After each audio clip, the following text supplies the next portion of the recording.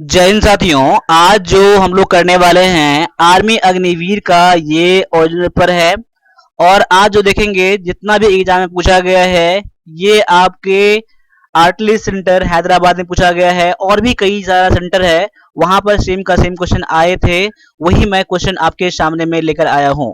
और यहाँ जो है एक एक क्वेश्चन जो एग्जाम में पूछा गया है हूबहू मैंने वैसे ही लाया है। तो देख लीजिए कि इसमें से आप कितना क्वेश्चन सही कर पाते हैं। देखिए क्वेश्चन जो होते हैं कुछ रिपीट होते हैं पिछले ईयर से, इसलिए ये क्वेश्चन आपके लिए बहुत ज्यादा इंपॉर्टेंट रहेगा। इसलिए अभी तक आपने इस चैनल को सब्सक्राइब नहीं करा, सब्सक्राइब करिए अगर आपको अग्निवीर बनना है तो। देखिए आपके लिए इंग्लिश के लिए जो है अग्निवीर क्लर्क के लिए ये जो आपका ई बुक है जिसमें कि passage, article, preposition, common error, PQRS, synonym, antonym है, ये बिल्कुल आपके आर्मी क्लर्क के लिए है। साथ साथ में 45 सेट का जो ई बुक है बिल्कुल लेटेस्ट पैटर्न पर है, इसको भी आप लोग सॉल्व करिए। साथ साथ में इंग्लिश और मैथ के लिए वीडियो कोर्स भी है। तो चलिए स्टार्ट करते हैं आज के पहले क्वेश्चन से। पहला क्वेश्चन आपके सामने में ये है। तो क्वेश्चन ये है कि अकबर ने दीन इलाही की स्थापना मुख्य रूप से के लिए की थी। तो यहाँ पर दीन इलाही का स्थापना जो किया गया था अकबर के द्वारा क्यों किया गया था? देखिए अकबर के द्वारा इसलिए किया गया था कि जो हिंदू मुस्लिम है उनके लिए एक धर्म हो, एक राष्ट्रीय धर्म हो जो दोनों माने, दोनों उस धर्म को दोनों माने। वो क्या करते थे अकबर जो थे वो कहीं बैठकर वो सारे धर्म पर चर्चा करते थे, ठीक है। इसीलिए वहां पर उस धर्म को यहाँ पर दीन इलाही धर्म को स्थापना कर दिया ताकि हिंदू और मुस्लिम उसको दोनों माने। देखिए इस धर्म में दीन इलाही में ना तो कोई मूर्ति था ना कोई ऐसा चीज मतलब कोई धर्म था, ऐसा कोई मंत्र था ऐसा माना जाता था। एक ऐसे ही दीन इलाही से स्थापना कर दिया गया था जो कि एक दोनों उस चीज को माने। इसलिए इसका आंसर जो है ऑप्शन नंबर ए है। देख कई बार आप एग्जाम में अकबर से रिलेटेड एक और क्वेश्चन आता है कि अकबर के दरबार में 9 रत्न थे, उनका नाम क्या क्या था। तो मैं यहाँ पर अभी आपको मैं बोल के बता रहा हूँ, उसको आप नोट कर लीजिएगा। कई बार एग्जाम में आपके ये चीज आ जाते हैं। तो सबसे पहले देख लीजिए उसके नवरत्न में कौन कौन थे। देखिए पहला था बीरबल था, बीरबल था। दूसरा था राजा मान सिंह था। देखिए यहाँ पर राजा मान सिंह, आप नोट कर लीजिएगा। आगे जो है राजा भगवान दास, राजा भगवान दास, 1 2 3 हो गए। आगे है राजा टोडरमल। देखिए यहाँ पर मैं कर देता हूँ डायरेक्टली टोडरमल। देखिए नौरत्न की। अगला है अबुल फजल, अबुल फजल याद कर लीजिए। आगे है फैजी नाम था एक, ठीक है फैजी।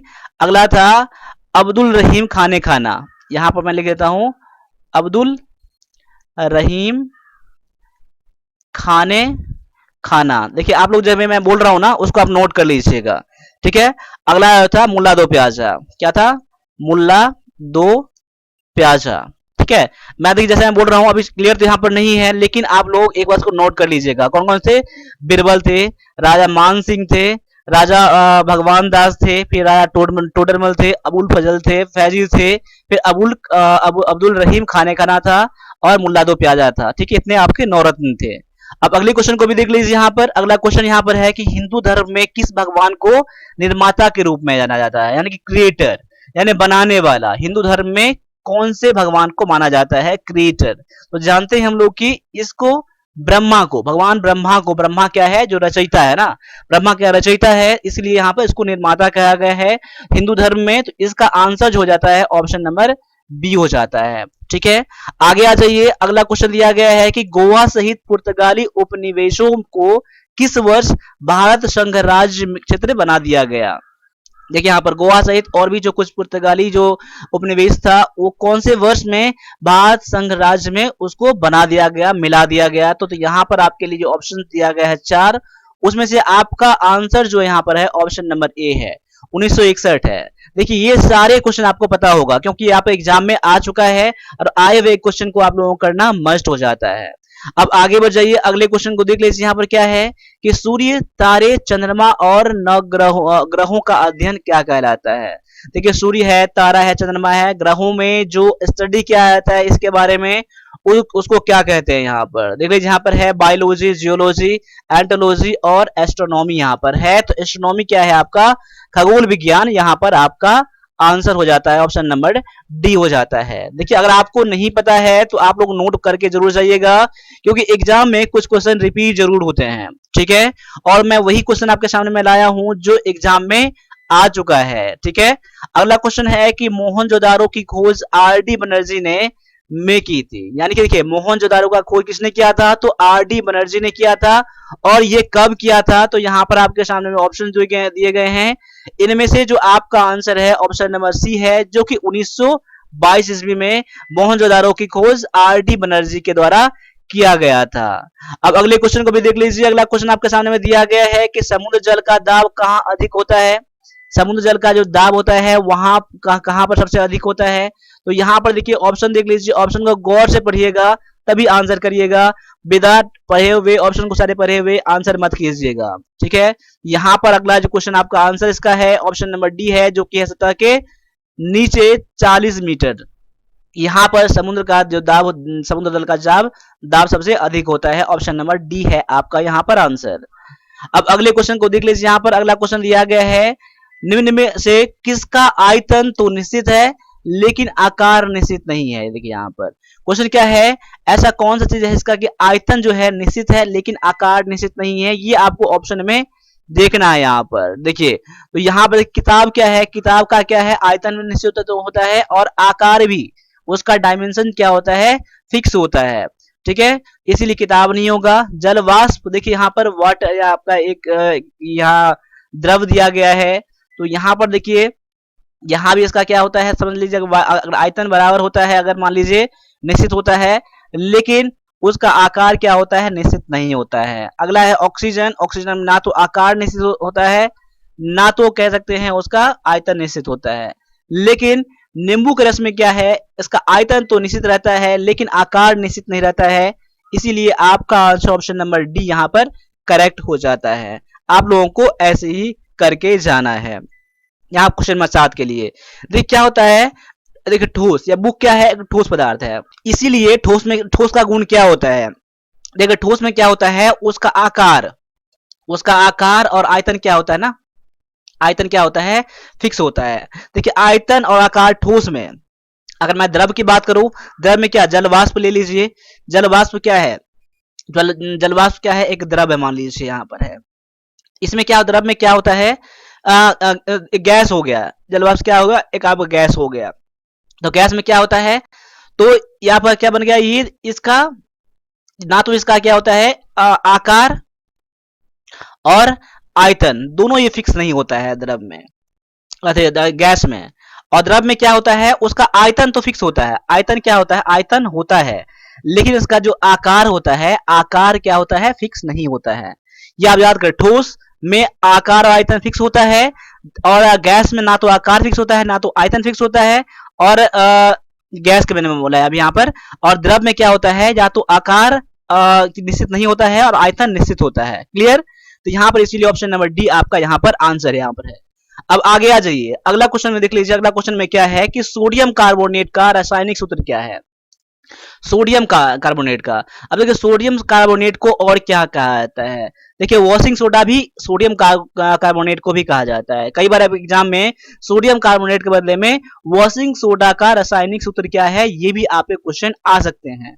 तो नोट कर लीजिए, इसका आंसर है Na2CO3। क्या होता है, सोडियम कार्बोनेट का ये केमिकल नेम है, केमिकल फार्मूला है। ऑप्शन नंबर आपका यहाँ पर ए जो है आपका यहाँ पर आंसर करेक्ट हो जाता है।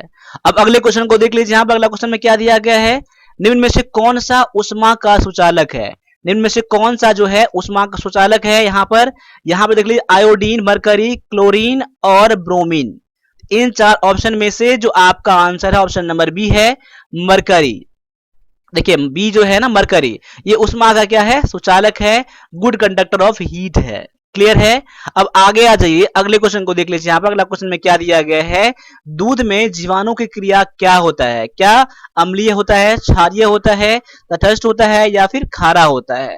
तो याद कर लीजिए, दूध में जीवाणु क्रिया जो होती है वो क्या होता है, अम्लीय होता है, एसिडिक होता है। ऑप्शन नंबर आपका ए जो है यहाँ पर आंसर हो जाता है। तो यहाँ पर 5 क्वेश्चन आपके आर्मी अग्निवीर के लिए जो था जीके का था, 5 क्वेश्चन आपके जीएस का था आर्मी क्लर्क के लिए। अब आगे आ जाइए, अगले क्वेश्चन में देख लीजिए, यहाँ पर 10 क्वेश्चन आपके मैथ के मिलने वाले हैं आपको। यहाँ पर देखिए मैथ में क्या दिया गया है, क्वेश्चन पहला क्या है, यदि 4 अंकों की संख्या इतना है, संख्या क्या है, x है, 2 है, y है, माफ कीजिएगा, यहाँ पर x है, 2 है, 7 है और y है, एक संख्या है जो क्या है 9 से पूर्णतः विभाज्य है, जो कि 9 से ये पूरा क्या आता है, कट जाता है। तो x प्लस y का वैल्यू क्या होगा, न्यूनतम वैल्यू क्या होगा। देखिए यहाँ पर ये 4 अंकों की संख्या है ना, 1 अंक, 2 अंक, 3 अंक, 4 अंक है। अब देखिए यहाँ पर 9 से जब कटता है ना, तो हमने क्या पढ़ा था इसके रूल में कि सभी अंकों का योग 9 से कटना चाहिए। अब देखिए मैं इन दोनों को मैं जोड़ रहा हूं यहाँ पर, तो 7 2 9 हो रहा है ना, तो 9 तो हो गया यहाँ पर। अब इन दोनों को जोड़ के भी आपके x प्लस वाई को जोड़ने के बाद भी 9 आना चाहिए, तभी तो कटेगा आपका यहाँ पर ना 9 से। इसीलिए यहाँ पर x प्लस वाई का वैल्यू क्या हो जाएगा, 9 हो जाएगा। ऑप्शन नंबर आपका ये सी में दिया गया है। ठीक है, क्लियर है। मैं उम्मीद करता हूं कि आप इस चीज को समझते होंगे, क्योंकि यहाँ पर आपका क्या है, जो आपका मैंने बताया था ना 2 से 3 से 5 से कटने का रूल नियम जो होता है ना, ये मैंने बताया था आपको। ठीक है, इसलिए आप उसी बेस पर ये क्वेश्चन है आपका। अब आगे आ जाइए, अगले क्वेश्चन में क्या दिया गया है, इसको सॉल्व करना है। यहाँ पर देखिए, यहाँ पर x प्लस में 1 इंटू में x square minus x plus 1, ये देखिए ये किसका फॉर्मूला पर बेस्ड है। ये देखिए अगर मैं मान लो, अगर ऐसे इसका स्क्वायर मैं यहाँ कर दूं तो क्या हो जाएगा, एक स्क्वायर मैं कर दूं तो क्या हो जाएगा, यहाँ पर ए क्यूब प्लस में 1 का क्यूब। देखिए ए क्यू प्लस में बी का क्यू का फॉर्मूला क्या होता है, ए क्यू प्लस बी क्यू। अगर मैं यहां कर लूं ए क्यू प्लस में बी क्यू का फॉर्मूला क्या होता है, ये क्या होता है, ए प्लस में बी होता है इंटू में ए स्क्वायर माइनस में ए बी और प्लस में बी का स्क्वायर, ये फॉर्मूला होता है। देखिए यहाँ plus minus plus plus minus plus है ना, यहाँ पर इतना तो हो गया आपका। और देखिए यहाँ पर एक्स स्क्वायर है, और यहाँ पर एक्स क्यों है, क्यों एक और एक्स को गुना करूंगा, जैसे मैं ए और बी गुना है ना तो x ही रहेगा ना, इसलिए यहाँ पर x दिया गया है। और एक का मैं क्यूब करूंगा तो एक ही रहेगा, इसीलिए यहाँ पर एक दिया गया है, यहाँ पर x दिया गया है।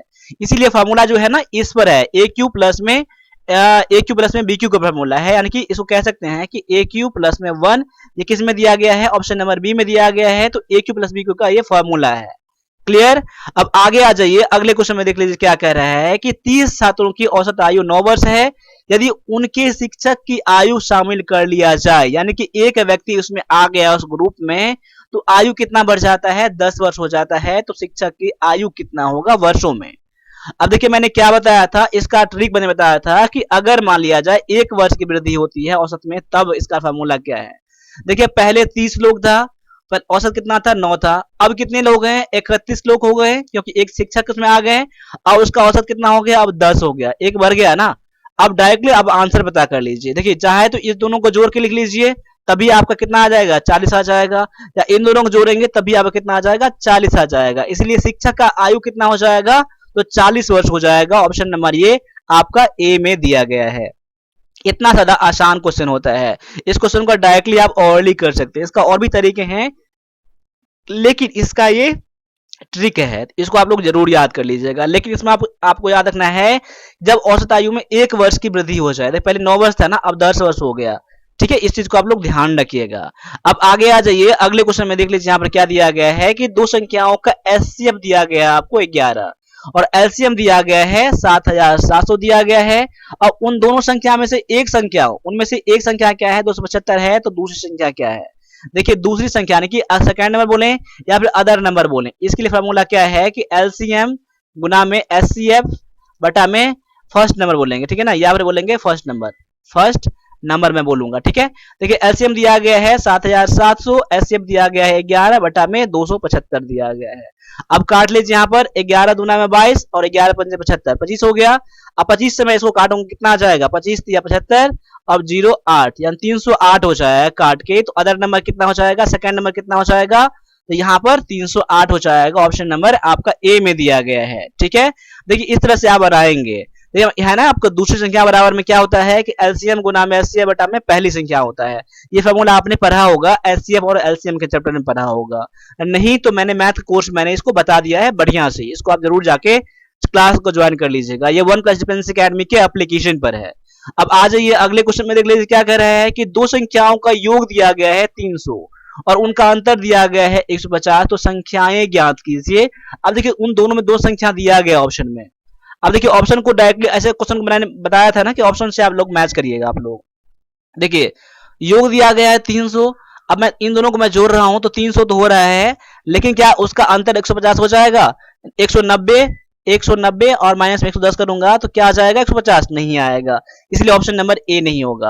अब मैं इन दोनों को जोड़ता हूं तो कितना 300 तो हो जाता है योग, लेकिन अंतर मैं करता हूं तो अंतर आपका 150 नहीं हो रहा है, इसलिए आपका ये भी नहीं होगा। ऑप्शन 3 में देख लीजिए यहाँ पर 225 दिया गया है और प्लस में 75, यानी कि देखिए 300 तो यहाँ पर हो रहा है और देखिए 275 और माइनस में 75 मैं कर रहा हूं यहाँ पर ना 225 है यहाँ पर, तो देखिए दोनों में घटाऊं कितना हो जाएगा? 150। देखिए ऑप्शन जो है ना ये क्वेश्चन को मैच करवा रहा है, पूरा सेटिस्फाई करवा रहा है, इसीलिए आपका आंसर क्या हो जाएगा? ऑप्शन नंबर सी हो जाएगा। आप इस तरह से के क्वेश्चन को ऑप्शन से ही करिएगा तो ज्यादा बेटर रहेगा आपके लिए। अब आगे आ जाइए, अगले क्वेश्चन को भी देख लीजिए क्या कह रहा है कि प्रथम 10 विषम प्राकृत संख्याओं का औसत क्या है। इसके लिए फॉर्मूला क्या होता है? अगर मैं ऐसे बोलूं कि प्रथम n विषम संख्याओं का औसत कितना है तो n हो जाएगा।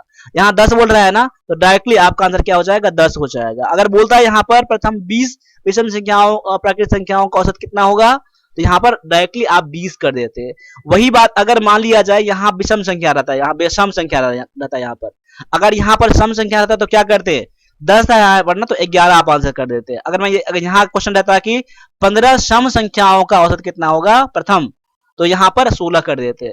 यही बात यहाँ पर विषम रहता है, यहाँ पर 15 विषम प्राकृत संख्या औसत कितना होगा प्रथम 15 का, तो डायरेक्टली 15 कर देते हैं। तो ये फॉर्मूला है, ट्रिक है, तो इसको याद रख लीजिएगा। डायरेक्टली इसका आंसर क्या हो जाएगा? ऑप्शन नंबर आपका डी हो जाएगा आपका आंसर। अब आगे बढ़ जाइए, अगले क्वेश्चन में देख लीजिए। अगला क्वेश्चन में क्या कर रहा है कि दो संख्याओं का योग 90 है और उनका अनुपात 7:8 है, तो संख्याएं क्या है? ऐसे क्वेश्चन को भी आप लोग क्या करिएगा?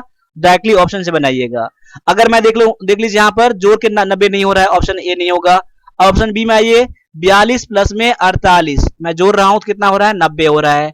और 42 और 48 का जब आप काटेंगे ना, 6 से 42, 6 48, 7:8 आ रहा है ना। ऑप्शन बी मेरा सेटिस्फाई कर रहा है, इसीलिए ऑप्शन नंबर आपका बी क्या हो जाएगा? आंसर हो जाएगा। देखिए ऐसे क्वेश्चन को हमेशा आप लोग ऑप्शन से ही लेके चलिएगा। अब आगे आ जाइए, इसको सॉल्व करना है। यहाँ पर क्वेश्चन मार्क यहाँ पर है, देखिए इसको सॉल्व करके क्वेश्चन मार्क के स्थान पर क्या आएगा ये आपको बोलना है आपको। देखिए यहाँ पर 6.5 गुना में 0.5 गुना में 2 यहाँ पर है, माइनस में 4.5 है। अब देखिए मैं गुना कैसे कर रहा हूँ, देखिए इन दोनों को मैं गुना करूंगा तो 1 हो जाएगा ना, 0.5 यानी कि आधा गुना करूंगा 2 से तो 1 हो जाएगा, गुना में 6.5 माइनस में 4.5 यहाँ पर है। इन दोनों में गुना करूंगा तो कितना? 6.5 माइनस 4.5 हो जाएगा, घटा के 2 हो जाएगा। तो आपका आंसर ऑप्शन नंबर ये ए में दिया गया है, तो ऑप्शन नंबर ए जो है आपका यहाँ पर आंसर है। इसमें कुछ नहीं था, इसको सॉल्व करना था डायरेक्टली। अब आगे आ जाइए, क्वेश्चन नंबर आप 19 में देख लीजिए। 19 में क्या कह रहा है यहाँ पर, इसका बोल रहा है वर्गमूल कितना होगा। देखिए पॉइंट में के बाद 1 2 3 8 4 1, यानी पॉइंट के बाद अगर देख लीजिए यहाँ पर 3 3 6 अंक है ना यहाँ पर, तो देखिए वर्गमूल में सबसे पहले पॉइंट के बाद 3 अंक आएगा, 1 2 3 अंक आएगा। देखिए तो ये तो होगा नहीं आपका, ये भी नहीं होगा आपका, ये भी नहीं होगा, ये हो जाएगा। क्यों? देखिए 841 कितना होता है? 29 होता है ना, यहाँ पर 29 ऐसे कर लीजिए, 3 अंक आ गए, 1 2 3 अंक आ गया ना, तो ऑप्शन नंबर ये आपका डी में दिया गया है। देखिए वर्गमूल पता करने का ये तरीका होता है। देखिए सबसे छोटी छोटी चीज है और ऐसे क्वेश्चन को आपको करके जाना है, ठीक है। ये क्वेश्चन आपके एग्जाम में आ चुके हैं, रिपीट भी कर सकते हैं और ऐसे क्वेश्चन भी आपके आ सकते हैं। अब अगले क्वेश्चन को देख लीजिए, यहाँ पर क्या कह रहा है कि यदि 5 पुरुष या 9 महिलाएं एक कार्य को 19 दिनों में पूरा कर सकते हैं, तो 3 पुरुष और 6 महिलाएं उसी कार्य को कितने दिन में पूरा करेंगे। देखिए याद दिया गया है ना, तो ऐसे क्वेश्चन कैसे बनाएंगे। देखिए 5 पुरुष दिया गया है ना, 5 मेल में कर देता हूँ, 5 मेन इक्वल टू 9 वोमेन कर लेता हूँ। यानी कह सकता हूँ कि 5 मेन बराबर में 9 वोमेन है, तो 1 मेन बराबर में कितना हो जाएगा? 9 में 5 वोमेन हो जाएगा। अब आगे क्या दिया गया है? 3 पुरुष और 6 महिलाएं है ना, तो मैं 3 पुरुष को क्या बना लूंगा? महिला बना लूंगा मैं, क्योंकि देखिए ऐसे क्वेश्चन को या तो सभी को महिला बना लीजिए या सभी को पुरुष बना लीजिए, तो मैं सभी को महिला बना रहा हूँ। तो 3 पुरुष जो है यहाँ पर कितना? 3 पुरुष बराबर कितना हो जाएगा यहाँ पर? 9/5 गुना में 3 हो जाएगा ना, 3 गुना बढ़ गया ना, 3 गुना इसे बढ़ाएंगे, 27/5 हो जाएगा इतना वोमेन। अब टोटल वोमेन कितना हो गया? अब देख लीजिए यहाँ पर कितना हो जाएगा टोटल वुमेन कितना हो गया आपका यहाँ पर? तो यहाँ पर देखिए 27, 5 प्लस में 6 वुमेन, ये भी है ना 6, यानी कि 6 30, 57/5 वुमेन हो गया टोटल। अब क्वेश्चन को सॉल्व कर लीजिए। देखिए ऐसे m1 इंटू में d1 बराबर में m2 इंटू में d2, यानी पहले कितने लोग थे? पहले थे आपका, देखिए सभी को मैंने महिला बना दिया ना, तो पुरुष से कोई मतलब नहीं है, 9 महिलाएं, यानी कि 9 महिलाएं उसको 19 दिन में करता था। अब यहाँ पर M2 कितने हो गए, 57 बटा में 5 वुमेन कितने दिन में करेंगे, डी का डी मैं छोड़ता हूं, यही आपको पता करना है।